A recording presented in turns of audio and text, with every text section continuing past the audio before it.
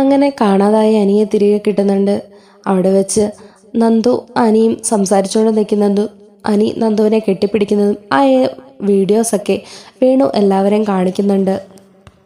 ഇതൊക്കെ കണ്ട് എല്ലാം മനസ്സിലാക്കിയ അനി ഞാൻ ഈ ജീവിതം മടുത്തു എന്നും പറഞ്ഞ് റൂമിലേക്ക് കയറി പോകുന്നുണ്ട്. എന്നാൽ ജാനകി നയനെ ഒരുപാട് കുറ്റപ്പെടുത്തുന്നുണ്ട്. നിന്റെ അനിയത്തിയെ ഇങ്ങോട്ട് കൂട്ടിക്കൊണ്ട് വരാമെന്ന് നീയോ നിന്റെ വീട്ടുകാരോ കരുതണ്ട. അനാമികമ്മയുടെ സ്ഥാനത്ത് മറ്റൊരു പെൺകുട്ടിയെ എൻ്റെ മരുമകളായിട്ട് കാണാൻ പോലും എനിക്ക് സാധിക്കുന്നില്ല എന്നിങ്ങനെ ജാനകി പറയുന്നുണ്ട്. എൻ്റെ മരുമകളെയും വീട്ടുകാരെയും ഒരുപാട് താഴ്ത്താൻ നിങ്ങളൊക്കെ കൂടെ ശ്രമിക്കുന്നുണ്ട് എന്നൊക്കെ കൂടി പറയുന്നുണ്ട് ജാനകി. അങ്ങനെ അവിടെ നടന്ന കാര്യങ്ങളെല്ലാം നന്ദുൻ്റെ അച്ഛനെ വിളിച്ച് നയന പറയുന്നുണ്ട്.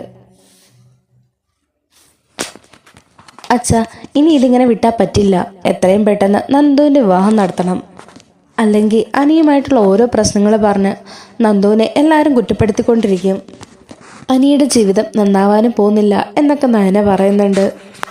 എന്നാൽ നന്ദു തൻ്റെ വിവാഹത്തിന് ഒരിക്കലും സമ്മതിക്കുന്നില്ല കേട്ടോ. അച്ഛാ, എനിക്കിനിയും സമയം വേണം, അല്ലാതെ എനിക്ക് ഈ വിവാഹത്തിന് ഒരുക്കമല്ല എന്നൊക്കെ നന്ദു പറയുന്നുണ്ട്. അപ്പോൾ ഗോവിന്ദൻ പറയുന്നുണ്ട്, നിനക്ക് വിവാഹത്തിന് സമ്മതമില്ലാത്തത് എന്താണെന്ന് എനിക്കറിയാം. കാരണം ഇപ്പോഴും നീ ആ അനിയെ സ്നേഹിക്കുന്നുണ്ട്. അതുകൊണ്ടാണ് നിനക്ക് വിവാഹത്തിനൊന്നും സമ്മതമല്ലാത്തത് എന്നൊക്കെ ഗോവിന്ദനും പറയുന്നുണ്ട്. അവസാനം എല്ലാവരും നിർബന്ധത്തിന് വഴങ്ങി നന്ദു കല്യാണത്തിന് സമ്മതിക്കുന്നുണ്ട്. അങ്ങനെ നന്ദുവിനെ പെണ്ണ് കാണാനായിട്ട് ഒരു കൂട്ടർ വീട്ടിലേക്ക് എത്തുന്നുണ്ട്. ഈ വിവരം അറിഞ്ഞ അനി വല്ലാതെ സങ്കടമാവുന്നുണ്ട്. ഈ വിവരം അറിഞ്ഞ അനിക്ക് അത് സഹിക്കാവുന്നതിലും അപ്പുറമായിരുന്നു. വീട്ടുകാരുടെ നിർബന്ധത്തിനും ഇഷ്ടത്തിനും വേണ്ടി അവൾക്കതിന് സമ്മതിക്കേണ്ടി വരുമെന്ന് അവന് നന്നായി അറിയാമായിരുന്നു. അങ്ങനെ മതിൽ ചാടി അന്ന് രാത്രി അവൻ നന്ദുവിൻ്റെ വീട്ടിലേക്ക് എത്തുന്നുണ്ട്. ആരും കാണാതെ നന്ദുവിൻ്റെ റൂമിൻ്റെ ഡോറിൽ തട്ടുന്നുണ്ട്. ഈ സമയത്ത് ആരായി വാതിലെ മുട്ടുന്നത് എന്നൊക്കെ പറഞ്ഞ് പിറുപിറുത്തുകൊണ്ട് നന്ദു വന്ന് ഡോറ് തുറക്കുന്നുണ്ട്. ഡോറ് തുറന്നതും ഇടിച്ചു തള്ളി അനി അകത്തേക്ക് കയറുന്നുണ്ട്. എന്നിട്ട് ആ കട്ടിലേക്ക് കയറി ഇരിക്കുന്നുണ്ട്. അപ്പോൾ നന്ദു പറയുന്നുണ്ട്, അനി നിന്നോട് ഇവിടുന്ന് പോകാനാ പറഞ്ഞത്. ഒന്ന് പതി പറയേണ്ട പെണ്ണെ, നിന്റെ അച്ഛനും അമ്മയും ഇപ്പം ഇതൊക്കെ കേട്ട് എഴുന്നേറ്റ് വരുമല്ലോ. അതെ, ഞാൻ അവരെ വിളിച്ചു നിർത്തും. മര്യാദയ്ക്ക് ഇവിടെ നിന്ന് പോകുന്ന നിനക്ക് നല്ലത് എന്നൊക്കെ നന്ദുവും പറയുന്നുണ്ട്. അപ്പോൾ അനി പറയുന്നുണ്ട്, എന്നോടൊരു ശകലമെങ്കിലും സ്നേഹം ഉണ്ടെങ്കിൽ നീ ഒരിക്കലും അവരെ വിളിച്ചുണർത്തില്ല. അഥവാ നീ അവരെ വിളിച്ചുണർത്തി എനിക്കിവിടെ നിന്ന് നാണം കെട്ട് പോകേണ്ടി വന്നാൽ പിന്നീട് എന്നെ ആരും കാണില്ല എന്നൊക്കെ അനി പറയുമ്പോൾ എന്ത് ചെയ്യണമെന്നറിയാതെ ആകെ വിഷമിച്ച് നിൽക്കുകയാണ് നന്ദു. അങ്ങനെ നന്ദുവിനെ പിടിച്ച് അടുത്തിരുത്തിയാണ് അനി. എന്നിട്ട് അവളോട് സംസാരിക്കുന്നുണ്ട്. നന്ദു, എനിക്ക് നിന്നെ ഒരുപാട് ഇഷ്ടമാണ്. ഒരിക്കലും എനിക്ക് നിന്നെ മറക്കാനോ ഒന്നും പറ്റില്ല. നീ വേറെ വിവാഹം കഴിച്ചു പോയ പിന്നെ ഞാൻ ജീവനോടെ കാണില്ല. നിനക്കെന്നെ മറക്കാനാവില്ലെന്ന് നീ തന്നെ പറഞ്ഞു കഴിഞ്ഞു. അതുപോലെ എനിക്ക് നിന്നെ മറക്കാനും ആവില്ല. തൻ്റെ സങ്കടങ്ങളെല്ലാം അനിയെ കെട്ടിപ്പിടിച്ച് കരഞ്ഞു തീർക്കുന്നുണ്ട് നന്ദു. അനി, ഞാൻ എന്ത് ചെയ്യാനാ? ഇവരെല്ലാം എന്നെ അതേപോലെ നിർബന്ധിക്കുന്നു. നിനക്കാണ് മറ്റൊരു ഭാര്യയുമുണ്ട്. അതുകൊണ്ട് തന്നെ ആരും നമ്മളെ ഒന്നാകാൻ സമ്മതിക്കില്ല. അനാമികയുടെ കാര്യം നിനക്കറിയാലോ. അവൾ എന്നെ ഭർത്താവായിട്ട് കണ്ട് സ്നേഹിക്കാൻ വേണ്ടി വന്നതല്ല. അവൾക്ക് മറ്റെന്തോ ലക്ഷ്യങ്ങളൊക്കെ ഉണ്ട്. അതുകൊണ്ട് കയറി വന്നതാണ് അവൾ. അതുകൊണ്ട് നീ എന്നെ കൈവിടരുത് എന്നൊക്കെ പറയുന്നുണ്ട് ആനി. അങ്ങനെ ആ രാത്രി അവർ പരസ്പരം ഒന്നാകുന്നുണ്ട്. അങ്ങനെ നേരം വെളുക്കാറായപ്പോൾ നന്ദു അനിയെ വിളിച്ചെഴുന്നേപ്പിച്ച് വിടുന്നുണ്ട്. അനി, നീ പെട്ടെന്ന് എഴുന്നേറ്റ് പോ, അച്ഛനും അമ്മയും ഇപ്പം എഴുന്നേക്കും. അങ്ങനെ നന്ദുവിനെ ചേർത്ത് പിടിച്ച് കവിളിലൊരു ചുംബനമൊക്കെ കൊടുത്ത് അനി അവിടെ നിന്ന് പോകുന്നുണ്ട്. അങ്ങനെ കഴിഞ്ഞ രാത്രിയിലെ കാര്യങ്ങളൊക്കെ ആലോചിച്ച് നന്ദുവിന് ഒരുപാട് സന്തോഷമാകുന്നുണ്ട്. അങ്ങനെ നന്ദുവിൻ്റെ വീട്ടിലാണെങ്കിൽ വിവാഹ നിശ്ചയത്തിനുള്ള ഏർപ്പാടുകളൊക്കെ നടത്തുന്നുണ്ട്. നന്ദു പറയുന്നുണ്ട്, അച്ഛാ, എനിക്ക് ഈ വിവാഹം വേണ്ട. എന്നെ ഇതിന് നിർബന്ധിക്കുകയും ചെയ്യരുത്. അനിയുമായിട്ട് എൻ്റെ വിവാഹം നടക്കുമെന്നോർത്താണ് അച്ഛൻ ഇത് എത്രയും പെട്ടെന്ന് നടത്തുന്നതെങ്കിൽ അത് വേണ്ട, എനിക്ക് വിവാഹം വേണ്ട. അങ്ങനെ അവൾ വിവാഹാലോചന വന്ന പയ്യൻ്റെ ഇരിക്കെ അവൾ വിളിച്ച് കാര്യം പറയുന്നുണ്ട്. എനിക്ക് മറ്റൊരു പയ്യനെ ഇഷ്ടമാണ്, അതുകൊണ്ട് ഈ വിവാഹം നടക്കില്ല എന്ന്. അങ്ങനെ അവർ വിവാഹം വേണ്ടാന്ന് വെച്ച് പോകുന്നുണ്ട്. ഇതറിഞ്ഞ കനക നന്ദുവിൻ്റെ മുഖത്തടിക്കുന്നുണ്ട്. നീ എന്താണ് തീരുമാനിച്ചിരിക്കുന്നത്? നീയും നവ്യയെപ്പോലെ ഞങ്ങളെ നാണം കെടുത്താൻ തന്നെയാണോ നിന്റെ ഉദ്ദേശം എന്നൊക്കെ കനക ചോദിക്കുന്നുണ്ട്. അമ്മ എന്നോടൊന്നും ചോദിക്കരുത്. ഞാനിപ്പോൾ പോകുന്ന അവസ്ഥ എന്താണെന്ന് എനിക്ക് തന്നെ അറിയാൻ പറ്റത്തില്ല. അറിയാൻ വയ്യാത്ത അവസ്ഥയിലൂടെയാണ്. ഇതിൽ കൂടുതൽ നിങ്ങൾ എന്നെ നിർബന്ധിക്കരുത് എന്നും പറഞ്ഞ് നന്ദു അവിടെ നിന്ന് പോവുകയാണ്. അനിയാണെങ്കിൽ എല്ലാ ദിവസവും രഹസ്യമായിട്ട് നന്ദുവിനെ കാണാനായി അവിടെ എത്തുന്നുണ്ട്. എന്നാൽ നന്ദുവിനും അതിനോട് വലിയ എതിർപ്പൊന്നും ഉണ്ടായിരുന്നില്ല. അങ്ങനെ അനിയും നന്ദുവുമായി പല സ്ഥലങ്ങളിലും കറങ്ങി നടക്കുന്നുണ്ട്. ഇതൊക്കെ വേണു കണ്ടുപിടിക്കുന്നുണ്ട്. അങ്ങനെ വേണുവാണെങ്കിൽ ഇവർ പോകുന്നതിലെല്ലാം പോയി ഇവരുടെ വീഡിയോ എടുക്കലാണ് വേണുവിൻ്റെ പണി. അങ്ങനെ ഒരിക്കൽ നന്ദു ഇത് കണ്ടുപിടിക്കുന്നുണ്ട്. അപ്പോൾ നന്ദു അനിയോട് പറയുന്നുണ്ട്, ഇതെങ്ങനെ വിട്ടാൽ ശരിയാവില്ല, അയാൾക്കിട്ടൊരു പണി കൊടുത്തേ പറ്റുള്ളൂ. അയാളെ ഒരു എസ്ഐയുടെ പുറകെ നടന്നാണ് ഈ ഫോട്ടോയും വീഡിയോസും ഒക്കെ എടുക്കുന്നത്. അങ്ങനെ നന്ദു വേണുവിൻ്റെ അടുത്തേക്ക് വന്ന് കുത്തനെ പിടിച്ച് ചോദിക്കുന്നുണ്ട്, നിന്റെ ഫോണും എടുത്തടാ, നീ എന്താ കരുതി ഒരു എസ്ഐയുടെ പുറകെ നടന്നാണോ വീഡിയോയും ഫോട്ടോയും എടുക്കുന്നത്? മര്യാദയ്ക്ക് നിന്റെ ഫോൺ എടുക്കടാ. അങ്ങനെ വേണു ഫോൺ എടുത്ത് നന്ദുൻ്റെ കൊടുക്കുന്നുണ്ട്. നന്ദു അതിനകത്തെ വീഡിയോസും ഫോട്ടോസും ഒക്കെ ഡിലീറ്റ് ആക്കി കളയുന്നുണ്ട്. എന്നിട്ട് നന്ദു വേണുവിനോട് പറയുന്നുണ്ട്, നീ ഇനി മര്യാദയ്ക്കല്ല എങ്കിൽ നിന്റെ കേസ് കുറേ ഇരിപ്പുണ്ട് സ്റ്റേഷനിൽ പെൻഡിങ് ആയിട്ട്, അതെല്ലാം തപ്പിപ്പറക്കിയെടുത്ത് ഞാൻ നിന്നെ അങ്ങ് അകത്താക്കും, നിന്നെയും നിന്റെ മകളെയും, അതുകൊണ്ട് രണ്ടുപേരും സൂക്ഷിച്ചോ എന്നൊക്കെ നന്ദു പറയുന്നുണ്ട്. അപ്പോൾ വേണു തിരിച്ചു ചോദിക്കുന്നുണ്ട്, നിനക്ക് എൻ്റെ മരുമകൻ്റെ കൂടെ ഇങ്ങനെ കറങ്ങി നടക്കുന്നതിന് കുഴപ്പമൊന്നുമില്ലേ? അതെ, അനി എൻ്റെതാണ്, നിനക്കോ നിന്റെ മകൾക്കോ ഒരു ചുക്കും ചെയ്യാൻ കഴിയില്ല. ഈ നന്ദു ഒരു നിമിഷം വിചാരിച്ചാൽ അവൻ എൻ്റെ ഈ കഴുത്തിൽ താലി കെട്ടി കൂടെ പൊറപ്പിക്കും. പക്ഷേ അതിന് ഞാൻ തുനിയാത്തത് എന്നെ സ്നേഹിക്കുന്നവരെ ഓർത്തിട്ട് മാത്രമാ എന്നൊക്കെ നന്ദു പറയുന്നുണ്ട്. ഓഹോ, താലി കെട്ടിയില്ലെന്നല്ലേ ഉള്ളൂ, ബാക്കിയൊക്കെ നടക്കുന്നുണ്ടല്ലോ? അതെ, ബാക്കിയൊക്കെ നടക്കുന്നുണ്ട്. അധികം വയ്യാതെ നന്ദു ഒരു കുഞ്ഞിനെ പ്രസവിക്കുകയും ചെയ്യും എന്നൊക്കെ നന്ദു വേണുവിനോട് പറയുന്നുണ്ട്.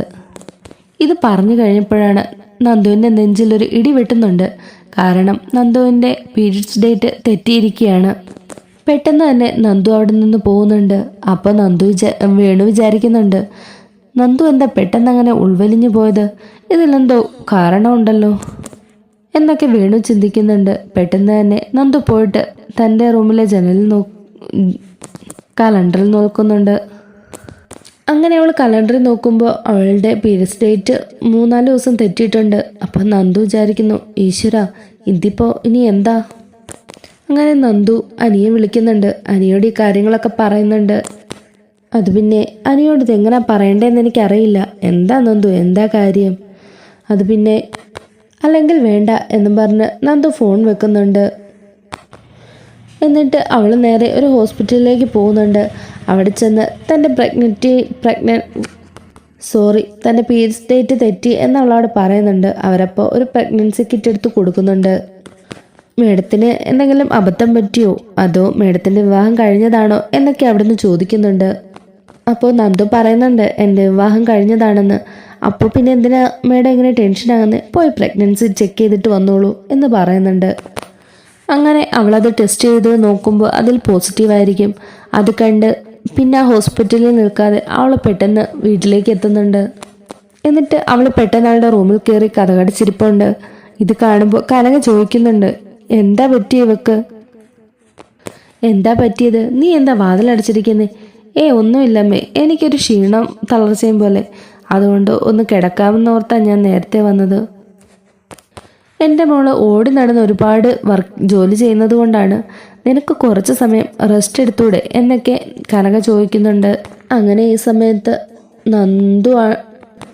നന്ദുവിനെയാണെങ്കിൽ അനി ഫോൺ വിളിക്കുന്നുണ്ട്. നന്ദു കോൾ അറ്റൻഡ് ചെയ്യുന്നില്ല. അപ്പോൾ അനി അവിടേക്ക് എത്തുന്നുണ്ട്. ഇത് കണ്ട് കനക ചോദിക്കുന്നുണ്ട്, നിന്നോട് ഇങ്ങോട്ട് വരരുതെന്നല്ലേ മോനെ പറഞ്ഞത്, വെറുതെ ഓരോ പ്രശ്നം ഉണ്ടാക്കാനായിട്ട്. അത് പിന്നെ എനിക്ക് നന്ദുവിനെ ഒന്ന് കാണണം, അവളെ വിളിച്ചിട്ട് ഫോൺ എടുക്കുന്നില്ല, എനിക്ക് അവളെ ഒന്ന് കാണണം. അതൊന്നും പറ്റില്ല, നിന്നോട് പറഞ്ഞിട്ടുള്ളതല്ലേ അവളെ കാണാൻ ശ്രമിക്കരുതെന്ന്. കുടുംബത്തിൽ അലമ്പും വഴക്കും ഉണ്ടാക്കാൻ നിന്നെപ്പോലെ ഒരുത്തൻ മതി എന്നൊക്കെ കനക പറയുമ്പോൾ അനി അവിടെ നിന്ന് വിഷമത്തോടു കൂടി പോവുകയാണ്. അങ്ങനെ നന്ദുവിൻ്റെ അടുത്തേക്ക് നയന വരുന്നുണ്ട്. നയനയെ കണ്ടതും അവളെ കെട്ടിപ്പിടിച്ച് നന്ദു പൊട്ടിക്കരയുന്നുണ്ട്. എന്താ മോളെ, എന്താ നിനക്ക് പറ്റിയത് എന്നൊക്കെ നയന ചോദിക്കുന്നുണ്ട്. അത് പിന്നെ ചേച്ചി എന്ന് പറഞ്ഞ് ആ പ്രഗ്നൻസി കാർഡ് അവൻ കൊടുക്കുകയാണ്. ചേച്ചി എന്നോട് ക്ഷമിക്കണം, എനിക്കൊരബദ്ധം പറ്റിപ്പോയി. അനിയുടെ സ്നേഹത്തിൻ്റെ മുമ്പിൽ ഞാൻ സ്വയം മറന്നുപോയി എന്ന് പറഞ്ഞ് അതവളെ കാണിക്കുന്നുണ്ട്. ഇത് കണ്ട് നിലവിളിക്കുന്നുണ്ട്. എന്നിട്ട് നയന നന്ദുവിനെ അടിക്കുന്നുണ്ട്. അപ്പം നന്ദു പറയുന്നുണ്ട്, ചേച്ചി എന്നെ വീണ കൊന്നു, പക്ഷേ ഇതൊന്നും അച്ഛനും അമ്മയും അറിയരുത്. ഇതെങ്ങനെ അച്ഛനും അമ്മയും അറിയാതെ ഒളിച്ചു വെക്കൂ? അങ്ങനെ നയന നന്ദുവിനെയും കൂട്ടി അവിടെ നിന്ന് വെളിയിലേക്ക് പോകുന്നുണ്ട്. എന്നിട്ട് പറയുന്നുണ്ട്, ഈ കുഞ്ഞിനെ നിനക്ക് വേണ്ട. ഈ കുഞ്ഞ് നിന്റെ വയറ്റിലുണ്ടായാൽ അതൊരിക്കലും നിനക്ക് നല്ലതിനല്ല. എന്താ ചേച്ചി പറയുന്നത്? എനിക്കൊന്നും മനസ്സിലാവുന്നില്ല. അതെ മോളെ, ഈ കുഞ്ഞിനെ നിനക്ക് വേണ്ട. ആരെങ്കിലുമൊക്കെ അറിയുന്നതിന് മുമ്പ് നമുക്കിതിനെ ഇല്ലാതാക്കാം. ചേച്ചി എന്തായി ചേച്ചി പറയുന്നത്? ചേച്ചി തന്നെ ഒരു കുഞ്ഞിന് വേണ്ടി ഒരുപാട് പ്രയാസപ്പെടുന്നുണ്ടല്ലോ ഇപ്പോൾ. എനിക്ക് ഈ കുഞ്ഞിനെ വേണം. ഇതിനെ കളയാൻ ഞാൻ സമ്മതിക്കില്ല. ഞാൻ ഇവിടെ നിന്ന് എങ്ങോട്ട് വേണമെങ്കിലും പൊക്കോളാം. ഒരിക്കലും ഇതിനെ നശിപ്പിക്കാൻ ഞാൻ കൂട്ടു നിൽക്കുന്നില്ല എന്ന് പറഞ്ഞ് നന്ദു കരയുന്നുണ്ട്. ഈ സമയത്ത് അനി അങ്ങോട്ടേക്ക് വരുന്നുണ്ട്. അനിയെ കണ്ടതും ദേഷ്യത്തോടെ തന്നെ അനിയുടെ ചെകിടത്തൊന്ന് കൊടുക്കുന്നുണ്ട് നയന. നീ എൻ്റെ അനിയത്തെ ചതിച്ചല്ലേടാ എന്നൊക്കെ പറയുന്നുണ്ട് നയന. അപ്പോഴാണ് അനിക്ക് കാര്യം മനസ്സിലാകുന്നത്.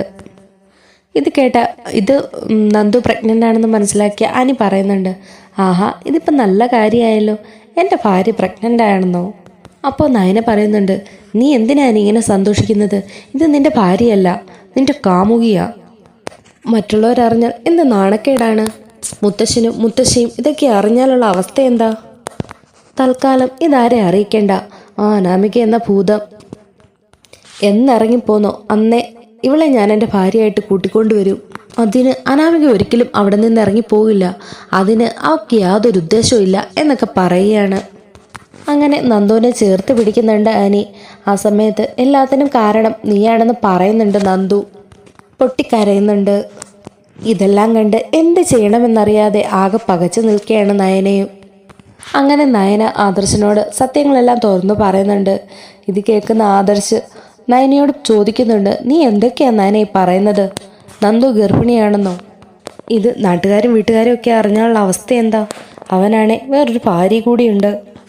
അനിയും അബിയെപ്പോലെ ആകുമെന്ന് ഞാൻ ഒരിക്കലും കരുതിയില്ല എന്നൊക്കെ ആദർശ് പറയുന്നുണ്ട്. ഇത് കേട്ട് ഒന്നും ചെയ്യാനാവാത്ത അവസ്ഥയിലാണ് നയനയും.